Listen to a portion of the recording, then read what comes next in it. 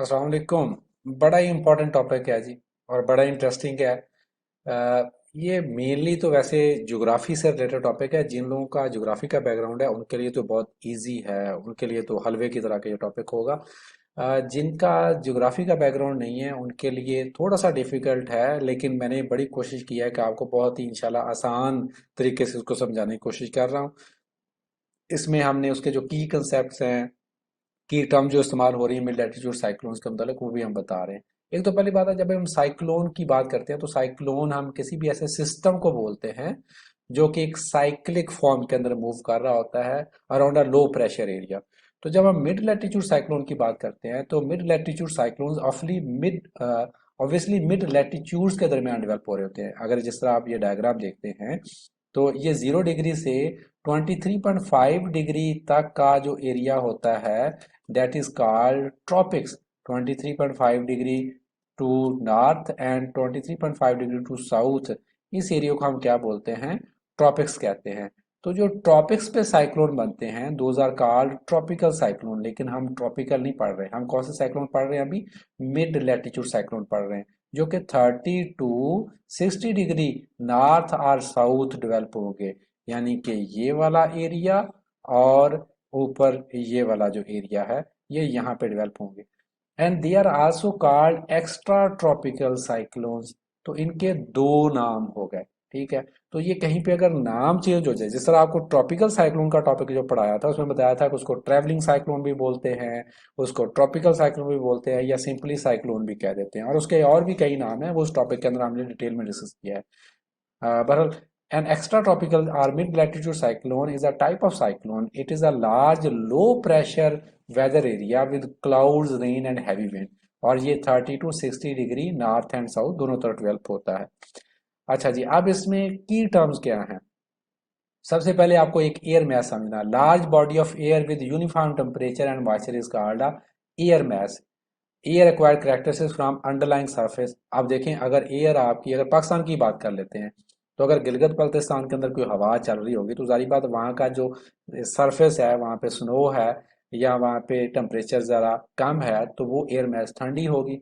और वही और उस वही एयर मैस इसी तरह की अगर हम बात करते हैं थार की, अगर बात करते हैं या सखर की बात करते हैं सिंध के अंदर, तो वहाँ पे जो एयर मैस होगा वो वार्म होगा। तो दो ज्यादातर जो हम ट्रॉपिकल साइक्लोन्स की बात करते हैं तो वो या तो यूएस में डेवलप होते हैं या यूरोप में डेवलप होते हैं, तो हम यहाँ पे यूरोप की एग्जांपल या यूएस की एग्जांपल्स ले रहे होंगे। मैरीटाइम ट्रॉपिकल जो है two dominant air masses influence eastern US, जिसको हम maritime tropical from Gulf of Mexico या अटलांटिक में डेवलप होती है। इसका जो है वो डिटेल में आगे आप आए तो मैं आपको एक यहाँ पे डायग्राम दिखा रहा हूँ। क्योंकि ये सिर्फ की टर्म्स हैं, इनको आपको याद करने की जरूरत नहीं है, जस्ट आपने कंसेप्ट समझना है। आप अगर ये कनाडा और यूएस का मैप यहाँ पे शो किया गया है, बल्कि आप कह लें पूरा जो नॉर्थ अमेरिकन कॉन्टिनेंट है, तो यहाँ पे इस तरफ ये आपका सारा आर्कटिक रीजन है, ये वाला जो है।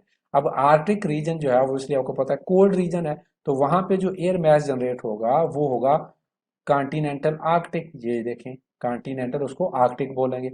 अच्छा, अब इस तरफ आ जाए, ये रीजन जो है वो आपका ट्रॉपिक्स के नजदीक पड़ता है, तो यहाँ पे जो एयर मास जनरेट होगा वो कॉन्टिनेंटल ट्रॉपिक, जो क्या कह लें, ट्रॉपिक्स की तरफ से आ रहा है। ठीक है, कॉन्टिनेंटल ट्रॉपिकल। अच्छा, अब क्योंकि ये लैंड पे एयर मास जनरेट होता है इसलिए इसको कॉन्टिनेंटल बोलते हैं।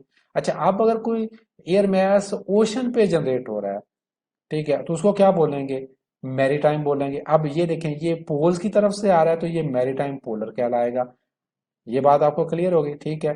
ये भी जो आपका मैरीटाइम पोलर कहलाएगा। अगर इधर से कोई मैरीटाइम जो है वो आपका ट्रॉपिकल कहलाएगा, ये वाला जो आ रहा है, क्योंकि ये भी ओशन से आ रहा है लेकिन ये ट्रॉपिक की तरफ से आ रहा है, तो ये मैरीटाइम ट्रॉपिकल कहलाएगा। तो जो जिस एरिया से जनरेट हो रहा है उसकी बुनियाद पे उस एयर मास को नाम भी दे दिया जाता है। इट्स वेरी सिंपल, ठीक है।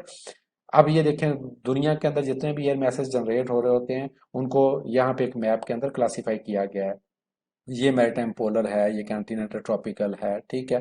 तो इसको बहुत ज़्यादा डिटेल में आपको जाने की जरूरत नहीं है, जस्ट आपकी अंडरस्टैंडिंग के लिए यहाँ पे मैप, ये ग्लोबल मैप शो किया हुआ है।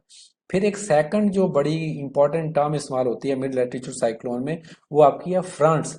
जब दो एयर मैसेज आपस में मीट करते हैं तो उनकी जो बाउंड्रीज होती हैं वो फ्रंट कहलाती हैं। Boundary between air two air masses is called a front. Type of front is designated by the air mass that is moving.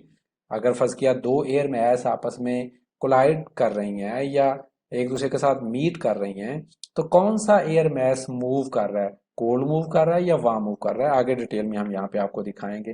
Cold front का मतलब है कि कोल्ड एयर मैस एडवांस कर रही होगी, वार्म फ्रंट का मतलब है कि वार्म एयर मैस एडवांस कर रही होगी।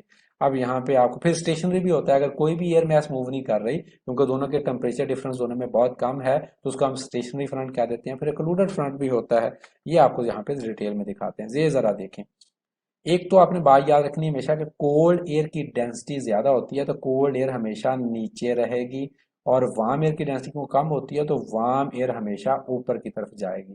ठीक है, तो इस डायग्राम के अंदर देखें कोल्ड फ्रंट, क्योंकि कोल्ड एडवांस कर रहा है टुवर्ड्स द वार्म, तो इसको हम कहेंगे कोल्ड फ्रंट। आगे हम आपको वार्म फ्रंट के एग्जांपल दे देते हैं। अब अगेन देखें कोल्ड नीचे ही रहेगा, लेकिन क्योंकि मूव कौन सा फ्रंट कर रहा है? वार्म मूव कर रहा है ओवर द कोल्ड, तो इसको हम क्या बोल देंगे? Warm front. Warm advances on cold. तो इस तरह से आप फ्रंट्स को डिफाइन करते हैं। अब आगे आ जाए जी, टाइप्स ऑफ फ्रंट। इसको बकायदा डायग्रामेटिकली शो किया जाता है साइंस के जरिए, सिंबल्स के जरिए। जो आपका कोल्ड फ्रंट है उसको ट्राइएंगल की शक्ल में शो किया जाता है, और ये ब्लू सा कलर हो गया। ठीक है, जो वार्म फ्रंट है उसको हाफ मून की शक्ल में शो किया जाता है, और रेड कलर में। ठीक है, फिर जो आपका स्टेशनरी फ्रंट होगा उसमें एक आपकी ट्राइएंगल, एक हाफ मून, एक ट्राइएंगल, एक हाफ मून। ठीक है, और डायरेक्शंस भी उनकी क्या हो जाएगी? डिफरेंट हो जाएगी। ये स्टेशनरी फ्रंट कहलाएगा। और ये अब अक्लूडेड फ्रंट है। अक्लूडेड फ्रंट क्या है? उसमें डायरेक्शन एक ही तरफ होगी, लेकिन उसमें एक ट्राइंगल, एक हाफ मून, एक ट्राइंगल, एक हाफ मून हो जाएगा। तो ये डिफरेंट टाइप्स ऑफ फ्रंट्स हो गए। ये भी आपके कोर्स का पार्ट नहीं है, लेकिन जब आपने मिड लैटिट्यूड साइक्लोन को अंडरस्टैंड करना है तो वहां पे आपको एयर मैसेज और फ्रंट्स की टर्मिनोलॉजी को अंडरस्टैंड करना बहुत जरूरी है। अब आ जाए आप जरा मिड लैटिट्यूड साइक्लोन। तो जनाब मिड लैटिट्यूड साइक्लोन की जब हम बात करते हैं तो यहाँ पे ये देखें आप, अभी यहाँ पे ये एक स्टेशनरी फ्रंट बना हुआ है। देखें, ये आपका वार्म फ्रंट है और ये आपका कोल्ड फ्रंट है। अब इसमें आप देखते हैं होता क्या है कि यहाँ पे आपका जो है वो एक जनरेट हो रहा है stationary front. One stars on stationary front. जब भी आपका कोई भी मिड लैटिट्यूड साइक्लोन की फॉर्मेशन होती है तो वो हमेशा स्टेशनरी फ्रंट से ही आपकी होती है। ठीक है, अब यहाँ पे जब आप देखेंगे कि आपका जो है जिसको हम बोलते हैं कि लो प्रेशर एरिया जब जनरेट होगा, तो लो प्रेशर एरिया में क्या होगा कि एक यहाँ पे लो जब बन जाएगा तो एयर ऊपर की तरफ उठना शुरू हो जाएगी, जिस तरह के आप यहाँ पे देख रहे हैं। जब एयर ऊपर की तरफ उठना शुरू हो जाएगी तो लो प्रेशर की वजह से वहां पे जो डेंस कोल्ड एयर है वो इस तरह मूव करेगी, तो अब ये कोल्ड फ्रंट इधर एडवांस करना शुरू हो गया और वार्म फ्रंट इधर को मूव करना शुरू हो गया। ठीक है, warm air moves in form of south, और जो कोल्ड एयर है वो नॉर्थ की तरफ मूव कर रही है। ऑब्वियसली ये हमारा नॉर्थ है और ये हमारा क्या है? साउथ है। अच्छा, अब जब जैसे जैसे ये मूव करते जा रहे हैं तो ये एक दूसरे के साथ क्या कर लेंगे? मिलके पहले एक अक्लूडेड फ्रंट अब बनाएंगे। तो ये 5 डिफरेंट स्टेजेस, ये आपको वीडियो जो है वो हम उसमें भी दे देंगे।